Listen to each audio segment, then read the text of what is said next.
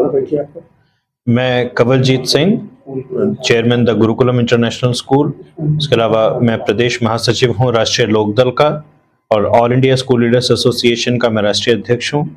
शिरोमणि सिंह सभा का मैं सचिव, वीर खालसा दल का भी मैं सचिव हूँ। कंवलजीत जी, एक ईमेल आपको आया जी की तरफ, क्या ईमेल है और कब आया, कैसा आया आपके पास? कल सुबह 9:53 से 9:57 पर 9:53, 9:55 और 9:57 पर 3 ईमेल्स आए हैं, जिसके अंदर मतलब सुबह ईमेल आए और मैं शाम को उन ईमेल्स को, मैं जब खाली समय मिला लगभग रात को 8:30 बजे के आसपास, मैंने उन ईमेल्स को खोला, क्योंकि वो स्कूल की ऑफिशियल ईमेल आईडी पर आए थे। तो उसके बाद जब मैंने उन्हें खोला तो उनके अंदर धमकियां थी। पहले ईमेल के अंदर लिखित में धमकी थी, और जिसके अंदर लिखा था कि बहुत पैसे कमा लिए हैं, अब 10 लाख रुपए आप मुझे भेजो, नहीं तो आपको मार दिया जाएगा। उसके साथ ही उसी ईमेल में एक और फोटो थी जिसके अंदर कट्टे और कारतूस उसके अंदर उन्होंने भेजे हुए थे। दूसरी ईमेल आईडी में ऑडियो रिकॉर्डिंग में धमकी भेजी हुई थी, जिसके अंदर यही बात कही गई थी कि तुम्हारी पूरी जन्म कुंडली हमारे पास है, तुम्हारी पूरी फील्डिंग हमने देख ली है, और इतनी गोली मारेंगे कि पता नहीं चलेगा। और उसके बाद तीसरी ईमेल के अंदर एक खाता कर्नाटका बैंक का जो उसके अंदर लिखा हुआ है, तो वो खाता नंबर और कर्नाटका बैंक लिखकर उसके अंदर भेजा हुआ है कि इस पर आप पैसे ट्रांसफर करो। अच्छा, क्या कुछ ऐसा भी लिखा है कि भाई पहले भी उस तरह की घटनाएं कारित कर चुके हैं? हाँ, पुलिस ये में जाने की धमकी वगैरह जी, उसमें लिखित में ये धमकी लिखी हुई है कि अगर पुलिस में जाएंगे तो ट्रेलर जल्दी दिखा दिया जाएगा, और पुलिस में जाने पर जान से मार दिया जाएगा। और ये भी लिखा है कि पहले जिससे भी पैसे मांगे हैं उसे पैसे देने पड़े हैं, तो इसलिए पैसे दे दो।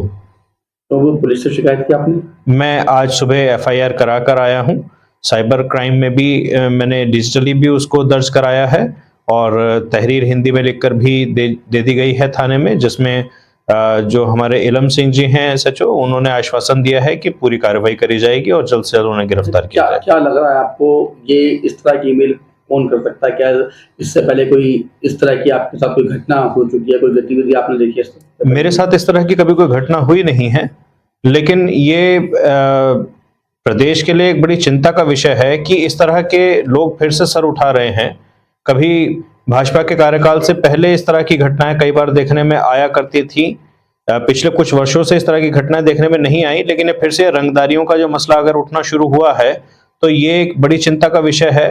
और अगर स्कूल के तौर पर देखा जाए तो स्कूल एसोसिएशन, जितने स्कूल मेरे साथ जुड़े हुए हैं सभी बहुत ही चिंतित हैं, क्योंकि ऐसे तो एक एक करके सभी स्कूल्स को निशाना बनाना बहुत ही आसान है।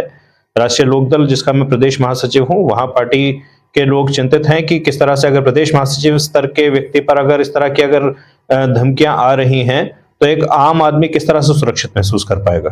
अच्छा, क्या लग रहा है भाई, जब आपने शिकायत की पुलिस से तो कितने दिन का समय पुलिस ने मांगा है, और आपको जो मेल आई है, ईमेल आई है, उसमें कितना समय आपको दिया है रंगदारी देने के लिए? मेल में समय नहीं दिया है। मेल में 2 चीजें हैं। एक तो ये दिया गया है कि एक अकाउंट नंबर दिया जिसमें पैसे ट्रांसफर करने की बात कही गई है, और जो लिखित में दिया गया है उसमें दिया गया है कि बता देंगे तुम्हें पैसे कब और कहां भेजने हैं। क्या कुछ बताया उसने अपने बारे में कि कौन है वो? कोई उसके अंदर किसी नाम का जिक्र नहीं है, कोई जगह का जिक्र नहीं है, और किसी भी तरह का कोई व्यक्तिगत डिटेल उसके अंदर उन्होंने शेयर नहीं करे जिसने भी ईमेल। 24 घंटे से ज्यादा हो गए हैं, कोई फोन कॉल अभी तक आई हो? अभी तक नहीं आई है, अभी तक कोई फोन कॉल नहीं आई है जी। जो ऑडियो आपको दी है, जो उस ऑडियो में क्या शब्द है, उसके क्या कुछ कहा उसने? ऑडियो में जो शब्द हैं उसमें यही कहा गया है कि पूरा तेरी फील्डिंग लगा दी गई है, और इतनी गोलियां मारेंगे कि पता भी नहीं चलेगा। अच्छा, भाषा शैली जो है इसकी जी, उससे क्या प्रतीत होता है? कहाँ की ऑडियो हो सकती है? खड़ी बोली लग रही है, गांव देहात की भाषा लग रही है। अब वो यहाँ हमारे मेरठ से लगते गांव की भी हो सकती है और हरियाणा क्षेत्र की भी हो सकती है। निश्चित तौर पर मैं उसके बारे में नहीं कह पाऊंगा जी।